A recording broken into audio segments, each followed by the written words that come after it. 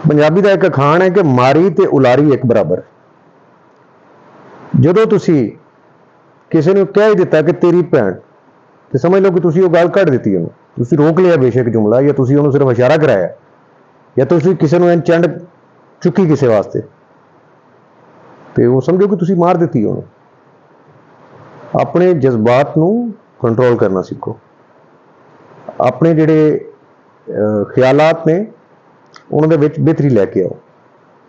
कोई भी एक्शन लैन लगे, कोई भी एक्ट करन लगे, सोच समझ के एक्ट जिहड़ा है उन्होंने अमली जामा पैना हो, किते ये ना हो कि फिर पछतावा तुहाडा मुकद्दर बन जाए, तो लोग फिर तुहाडे सच ते भी यकीन ना करन, लोग फिर तुहाडी शख्सियत तो भी मुतासर होना छड्ड देन, लोग फिर तुहानूं वेख के रास्ता बदल जाया करन, लोग तुहानूं वेख के दिल च बुरा भला कहण, लोग तुहानूं वेखण ते अंदरों अंदर हसन। अपनी शख्सियत के ऐसे तारफ तो बचो। कोई भी एक्ट करना है, जुबान चो कोई भी लफ्ज़ कढ़ना है, वो सोचो, सोच के फिर वो लफ्ज़ कढ़ो सामने।